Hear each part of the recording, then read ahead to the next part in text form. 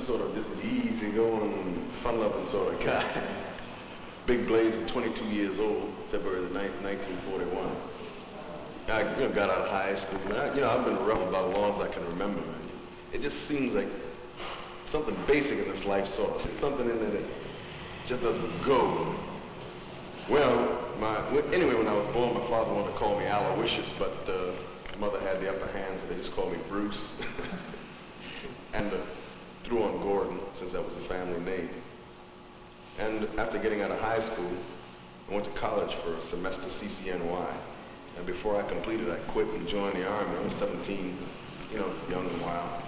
And joined the Army, spent 3 years there.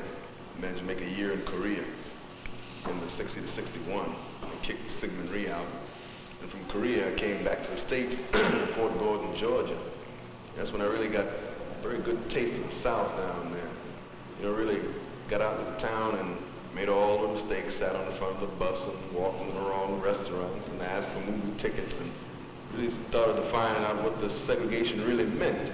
And it was sort of really new to me. I mean, I'd experienced it once or twice in New York, but it'd been in the form of, you're a nigger and I'm not a nigger, and you punch me in the nose, anytime they use the magic word. But I didn't, really know, didn't really dig this. All right, they called me a nigger. I know this was supposed to be wrong because I was told it was wrong to be a nigger and call a boy, and I'm supposed to react violently to this.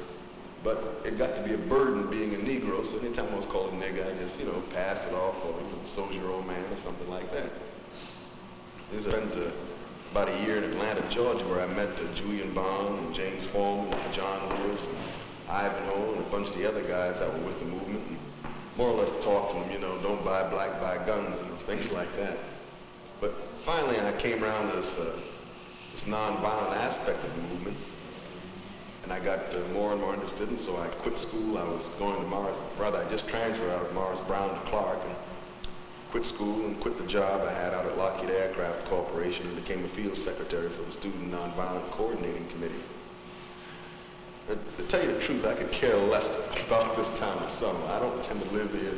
There's very little here that interests me. I'm not that much interested in the people. But if I'm to become someone, somebody else must be something. I can only find me through finding someone else. Self-seekers seldom find themselves. Human beings, to be able to relate to another human being, to be able to think with another human being, to be able to enter into some sort of relationship with another human being, to be able to see the tree as he sees it. No two men ever see the same tree. I mean, all right, we recognize it's got a bark, out of a woody substance, it must have roots, it must stand up straight, it has leaves, and there's the oxygen, carbon dioxide cycle, and it gives off moisture and this, that, and the other, but the tree. No two men really ever see the same tree, and if I can possibly understand how someone else sees the tree, maybe my own vision becomes a bit clearer. If I can understand how another man thinks, even though his thinking is counter to mine, even though he doesn't quite agree with me, maybe I can come to a little better understanding of how I think, and more important, why I think the way I do. So hence this movement, and hence Selma, Alabama. If I'm to be free in New York, these people must be free down here. I'm tied to them whether I want to or not. And not just by color, by the mere fact that we were all created in this great being's image. He does exist. I mean, not to get on any morality kick of whether God exists or whether he doesn't exist, but for all this orderly chaos to result by pure accident is a little too fantastic to conceive. For all these feelings and emotions, these things that just don't quite fit, that this dissatisfaction that sex and food and drink just doesn't satisfy, this thing that still lurks there and it's charged and it nudges you every so often, it pushes you, it keeps trying to struggle up into you. I believe that's something that lies way outside the being, far, far outside the being. All right, it sounds like straight melodrama, you know what I mean? But it's there, let's face it. This is what causes the whites to react as they do down here. Something else is tugging at them. Something else is trying to get in there. Something else is trying to communicate its way through, and it's a little bit too terrible to recognize. It's a little bit too much to bite off and chew. I'd much rather believe this way. I don't really want to accept this. It's easier for me to go along the way we've been going. Something else is rattling around in their minds. Some other little thing that They can't really put their finger on it. They can't really articulate it. It's the ghost that always lies in the peripheral vision. Every time I try to swing my vision around to focus on it, it always moves behind a boulder or a stump or disappears just over the horizon. But it's there, and it's maddeningly there. And either I must get it or remove it, one or the other. Either I must have it or wipe it out, destroy it. And me with my black skin and my woolly hair personifies this little thing that keeps dodging and ducking out of the way. But the only trouble is I don't dodge and duck. I stand right there. And the only thing they can do now is either close their eyes and ignore the problem. The Negroes here are happy. We got happy race relations here in this state and in this city for more than 100 years. Or either reach out and try to violently crush it down. Throw a bomb in the church. Throw poison candy at children. Use cattle prods on demonstrators and pack them into filthy jails. But it just doesn't work. No matter how happy they say I am, I'm not. No slave can ever be really happy except if the slave just becomes utterly lost. And this is a vile thing. I'm not going to go back to that place. And don't want to take over what the whites have here. I don't want all those ulcers and pains. All I want to do is just exemplify me, just be me. If me wants to kick off the shoes and run through woods, let me do it. If me wants to spout poetry at the moon, let me do it. If me wants to go in here and just sit down and look at the four walls and not bother anybody, then let me do it. And don't tell me I can't because, boy, you're black. Don't tell me I can't because your hair is woolly or your eyes are slanted or your lips are too thick or your nose is too big. That's all I want. I don't necessarily want to sit next to a white person on the bus. And not, whites smell a little bit too sometimes when they don't bathe. You understand what I mean? I don't necessarily want to work next beside whites because I'll tell you the truth, whites are lazier than we are. We've got to work to make that little bit of money that we're going to have. You people don't have to. You got this big union to take care of you and everything, you got Social Security to pay you off, and we're not really making enough to make ends meet as is. And so we really got to slave hard if we want to go down to the Splo house or the Shine house, to get a little drink and then run around to the other houses to have a little fun here and there also. We got to really work. So we can't afford to be lazy. The only reason we're moving slow is because at the end of the day, if you work a 16-hour day out here in some of these cotton fields that I've seen out here pulling garbage on some of these trucks, you move a bit slow too at the end of a 16-hour day. At least I know I would. So the whites are now confronted with this. And this is a general thing throughout the entire movement, whether you take it from Danville, Virginia, all the way down to Little Rock, Arkansas. The human being is still the same. The human being that's caught up in these situations, though his method of expression might be different, but what motivates him to this expression is still the same. The thing inside is still the same, whether it's Governor Orville Forbes closing the schools and having the National Guard have to open them again, or whether it's Prince Edward County just shutting the schools down entirely and saying we give up the public school system.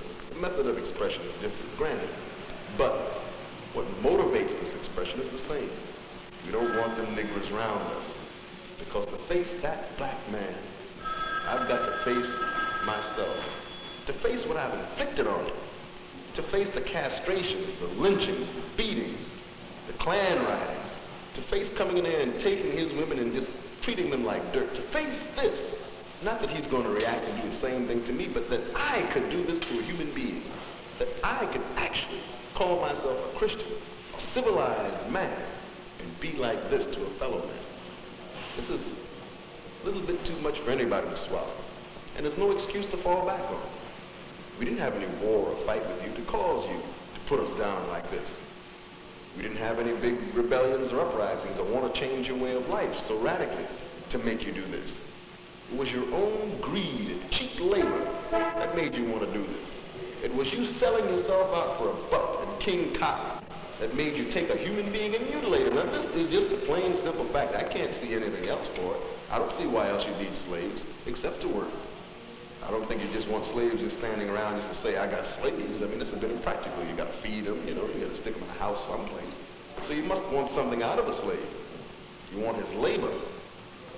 He is the object upon which you vent your anger and your lust.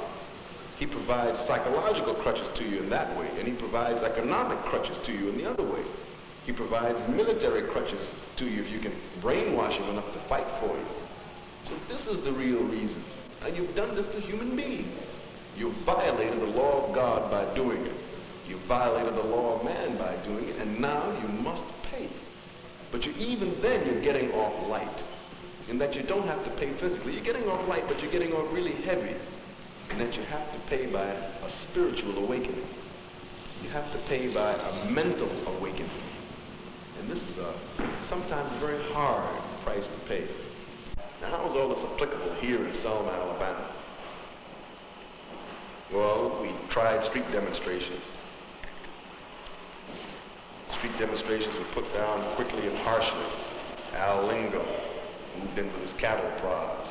The sheriff deputized 300 men, great big posse now. They filled the county jails. They filled the city jails. The trials, naturally, were all miscarriages of justice. So now we're leaning away from these street demonstrations. Now we're starting to reach out and grasp at the vote.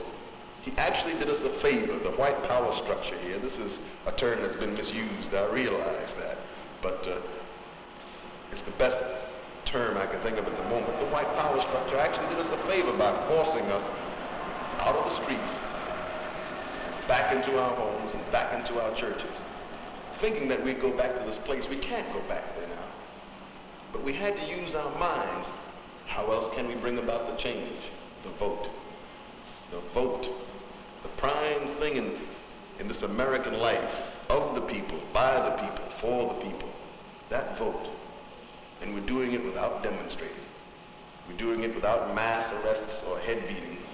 We're doing it slowly, day by day. Trying to vote has also forced us to raise the intellectual standard, to raise the literacy standard here, because many of the people are illiterate. They haven't had the opportunities of good schools. And so we've been forced to educate them and train them so that they can get past the voter registration tests. And just a little taste of knowledge is so sweet to them that they want more. They hunger and they thirst for it. They want to know how to read and write. They want to know how to spell correctly. They want to know how to add and subtract. And so we're beginning to set up schools for them here. The white man is reacting very badly to all of this. So far, the people, the townspeople themselves, haven't reacted violently because they've placed their confidence and trust in their police department. The police can hold them niggas in line. But we're slowly showing them that they can't hold us in line, that we're going to come forward no matter what happens, no matter what you do. This is going to come about. For most of them, I actually believe that the majority of the people here really want to see this come about. Inside, way down inside, they realize this is right. But they get into a conflict up here, this filter that reacts between the senses that bring in the world from the outside, and it filters it down to the soul, and it filters the soul reaction back and up into the outside world again. This little filter that's conditioned to environment. The eyes aren't conditioned to environment, they'll just see. I mean, all right, if you live in a cave, you see in the dark a little bit better, but the eyes still just see. And the soul is not conditioned to environment. The heart is not conditioned to environment. Only the mind, that little thing in between, that id, I guess you'd call it. I'm not much of a psychiatrist or a psychologist, but it seems like this interpretive device sort of blocks them. For too long they've been taught, and they know that, well, Negroes are lazy. Negroes don't bathe too often. I'm going to talk about haircuts with this little bush I got up here. I need a bone through my nose, really. I had to go African to get a haircut, all one or the other. But at any rate, these things are suddenly disproved. The intellect just doesn't quite know how to react. Nothing has been really put in its place that they can accept. All of a sudden they must accept this person as an individual that is just as good and sometimes better than I am. And they really can't do that. It's really not a human reaction. It takes a lot more to love than to hate. It takes so much more to react with kindness than to react with violence. It really calls for an exercising of the mind, the heart, and the soul in a unison, in a symbiosis that gives rise to an actual individual, instead of just to a violent beast that really doesn't mean much one way or the other. So far things have been more or less feeling their way here in Selma at this particular point. They didn't really know how to react. Would the Negroes come back again to register to vote? And we have. Would they continue coming in such a greater number? And we have. And now it's more or less, we're waiting for the white reaction. Will they react violently? Will they try to counter our moves in one way or another? We know they're going to counter our moves. We know they're going to do something, but really don't know what. If I may predict and project it, they're going to react violently for a while. And then they're finally going to accept it. Somebody's going to call a halt to the violence, and they're going to look around at the wreckage and begin to rebuild again, begin to piece it back together again. This is ultimately what we're working for, this coming together. And we're trying to do it politically, we're trying to do it socially, we're trying to do it without violence, but it's the whites that are actually pushing to violence. It's the whites that are actually suddenly reacting because they're also afraid that we're going to inflict on them what they know they have inflicted on us. And we're not going to. I don't want revenge. Revenge is silly. The solution to this entire problem is so maddeningly simple.